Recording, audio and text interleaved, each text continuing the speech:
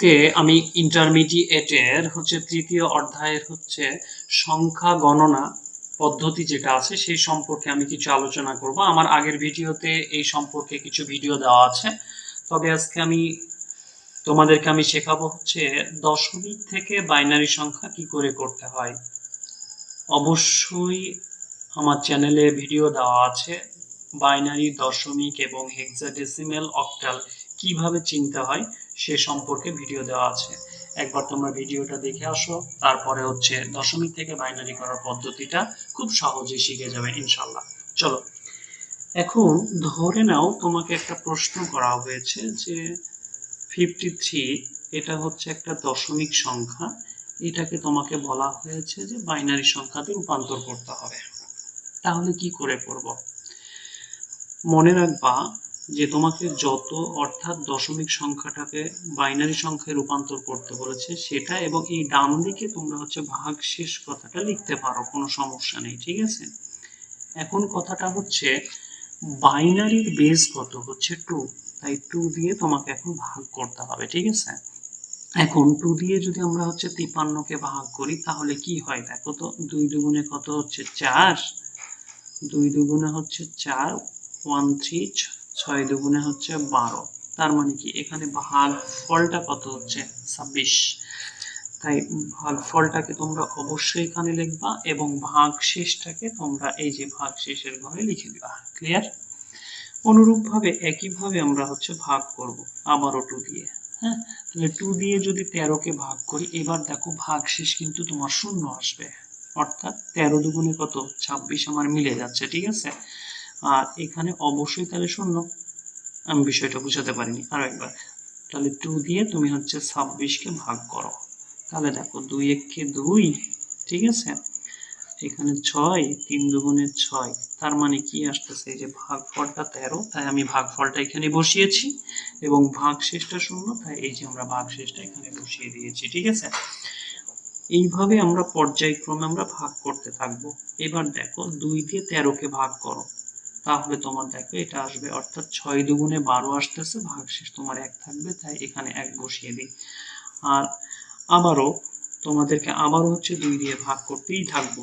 কতক্ষণ আমরা ভাগ করব? যতক্ষণ না পর্যন্ত এই জায়গাতে আমাদের শূন্য আসবে ততক্ষণ পর্যন্তই আমরা ভাগটা করব। তাহলে দেখো 3 দুগুণে 6, তাহলে এখানে কত আসবে 0। আমি তোমাদেরকে আরো একটা পদ্ধতি শিখিয়ে দিই, সেটা তোমরা ইচ্ছে করলে ক্যালকুলেটর ইউজ করতে পারবা। ধরে নাও তুমি 6কে 2 দিয়ে ভাগ করো ক্যালকুলেটরে, দেখো 2 দিয়ে তুমি যদি ভাগ করো সরাসরি একটা পূর্ণ সংখ্যা অর্থাৎ 3 চলে আসতেছে। দশমিকের পরে কোনো কিছুই আসেনি, মানে দশমিক আসেইনি, তাই দশমিকের আগেরটা অবশ্যই বামে লিখবা, আর দশমিকের পরে যাই আসুক না কেন তার জন্য 1 লিখবা। আবার বলছি, দশমিকের আগে যেটা থাকবে সেটা লিখবো, আর দশমিকের পরে যতগুলো যে সংখ্যার ডিজিটে আসুক না কেন 1 লিখবো। আবার অনুরূপভাবে করতে থাকো। এবার দেখো 3কে যদি তোমরা 3কে তোমরা 2 দিয়ে ভাগ করো, 3কে যদি 2 দিয়ে ভাগ করে দেখো 1.5 আসবে, ঠিক আছে। অর্থাৎ পয়েন্টের আগে দেখো কি আসছে 1 আসছে, 1টাকে তোমরা এখানে লিখে দাও, আর পয়েন্টের পরে যে সংখ্যায় আসুক না কেন আমি কি বললাম তোমরা 1 লিখে দেবা। ক্লিয়ার? আবারও তাহলে একইভাবে তোমরা 1কে তোমরা যদি 2 দিয়ে ভাগ করো দেখো 0.5 আসবে, ঠিক আছে না। তাহলে পয়েন্টের আগে কি আসছে 0, আর পয়েন্টের পরে যাই আসুক না কেন তার জন্য আমি কি লিখতে বললাম 1 লিখবো। ক্লিয়ার? আমার দেখো এবার এখানে কিন্তু শূন্য চলে আসছে, তার মানে কি আমাকে আর ভাগ করার কোনো দরকার নাই, ঠিক আছে। তাহলে অঙ্কটা এখানেই শেষ হয়ে গেছে। আমরা এবার এখানে লিখতে হবে এমএসবি, আর এই ওপরে 1 শূন্য যাই থাকুক না কেন ওটাকে বলতে হয় এলএসবি। ওকে, এমএসবি এর পূর্ণরূপটা মোস্ট সিগনিফিক্যান্ট বিট, আর এলএসবি এর পূর্ণরূপটা লেস্ট সিগনিফিক্যান্ট বিট, ঠিক আছে। মোস্ট সিগনিফিক্যান্ট বিট এটা বলতে বোঝানো হয় সর্বোচ্চ গুরুত্বপূর্ণ সংখ্যা, আর এটা সর্বনিম্ন গুরুত্বপূর্ণ সংখ্যা। এরপর এটাকে সাজানোর জন্য আমরা নিচ থেকে উপরের দিকে চলে যাব।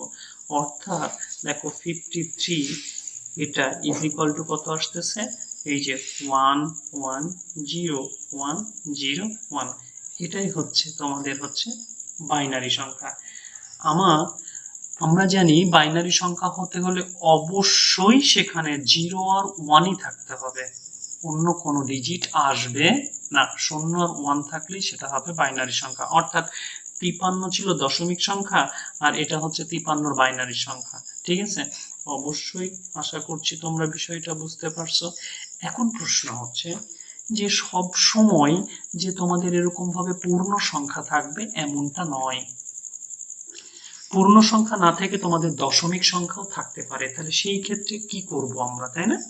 চলো এবার যদি ধরে নাও যদি দশমিক সংখ্যা থাকে, যে একটা দশমিক সংখ্যা বলা হয়েছে, যে মনে করো হচ্ছে 0.34, ঠিক আছে, এটা তোমার আছে দশমিক, এটাকে তোমাকে বানাইতে বলেছে হচ্ছে বাইনারি সংখ্যায় রূপান্তর করতে বলেছে। এখন তাহলে সেটা কি করে করব? অবশ্যই মনে রাখবা যে এইভাবে একটা ঘর কাটার পর এখানে লিখবা তোমরা হচ্ছে পূর্ণ সংখ্যা, আর এখানে লিখবা হচ্ছে তোমরা হচ্ছে ভগ্নাংশ সংখ্যা। ক্লিয়ার? এই যে 0.34, তাই এখানে তোমরা হচ্ছে 0.34টা লিখো। মনে রাখবা পূর্ণ সংখ্যার ক্ষেত্রে আমরা হচ্ছে সবসময় বাইনারি বেস 2 দিয়ে ভাগ করব, আর দশমিক সংখ্যার ক্ষেত্রে বাইনারির বেস 2 দিয়ে আমরা হচ্ছে গুণ করব। ঠিক আছে, এবার দেখো তুমি যদি হচ্ছে 0.34কে তোমরা হচ্ছে 2 দিয়ে যদি গুণ করো তাহলে 0.68 আসতেছে। তাহলে পয়েন্টের আগে কি আসতেছে? 0.6, সরি পয়েন্টের আগে আসছে তোমার 0। তাহলে 0টাকে অবশ্যই পূর্ণ সংখ্যার ঘরে লিখো, আর দশমিকের পরেরটাকে অবশ্যই ভগ্নাংশের ঘরে লিখে যাও। আবারও অনুরূপভাবে তুমি হচ্ছে 2 দিয়ে গুণ করো, তাহলে কত আসতেছে? 0.68, তাই না? এটাকে তুমি হচ্ছে 2 দিয়ে গুণ করো। এবার 2 দিয়ে তুমি যদি গুণ করো তাহলে আসতেছে 1.36 আসছে। দেখো, তাহলে পয়েন্টের আগেরটা পূর্ণ সংখ্যা, তাহলে অবশ্যই আগে লিখো, এবং দশমিকের পরেরটাকে ভগ্নাংশের ঘরে লিখে যাও। অনুরূপভাবে আবারও তোমরা হচ্ছে গুণ করো। এবার দেখো তাহলে 0.36, এটাকে তোমরা যদি 2 দিয়ে গুণ করো 0.72 আসতেছে। তাহলে পয়েন্টের আগেরটাকে লিখবো আমরা পূর্ণ সংখ্যার ঘরে, এবার এটা আসতেছে 72। অনুরূপভাবে আবারও 2 দিয়ে গুণ করো।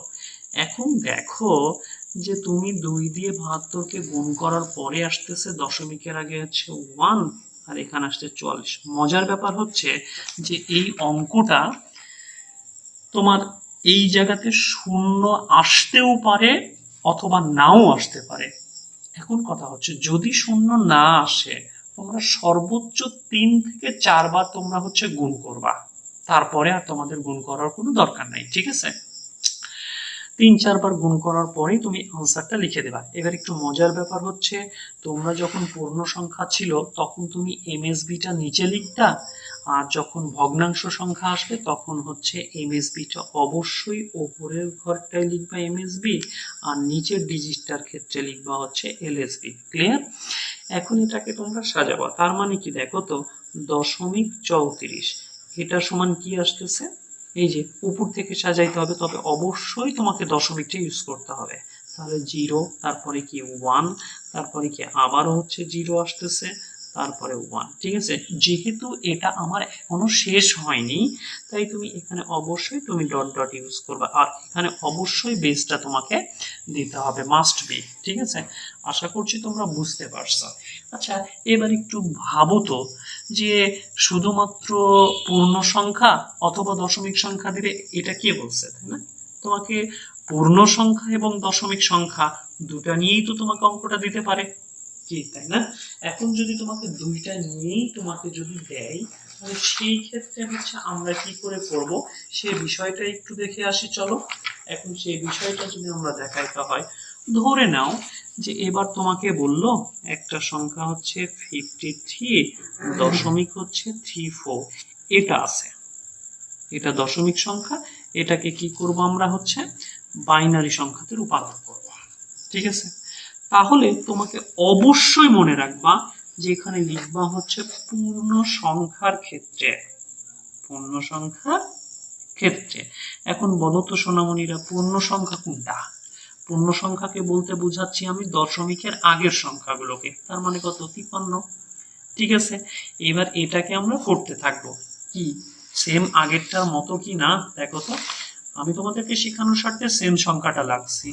এই যে এভাবে কি তুমি কি করে নিতে পারবে না? আশা করছি বিষয়টা বুঝতে পারছো। সেম একেবারে। এটা যখন সুসম্পূর্ণ হবে তখন তুমি আবারও লিখবা হচ্ছে ভগ্নাংশের ক্ষেত্রে, ভগ্নাংশের ক্ষেত্রে। তাহলে ভগ্নাংশের ক্ষেত্রে বলে তোমাকে কোন অংশটা করতে হবে বলো তো? এই যে তোমাকে যে অংশটা শিখিয়েছি আমি সেই অঙ্কটা হুবহু করে দিবা। কি বিষয়টা কি ক্লিয়ার না? এরপরে তুমি তাহলে উত্তরটা লিখবা কি করে, তাই না?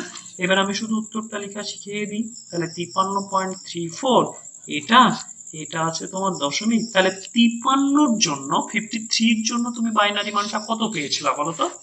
এটা তার মানে কি দেখো 110, ঠিক আছে? কত আসছে 110101 এটা আসলো। এবার দশমিক 34-এর জন্য তুমি কত পেয়েছিলা বলতো? এই যে 0.0101, তাই না?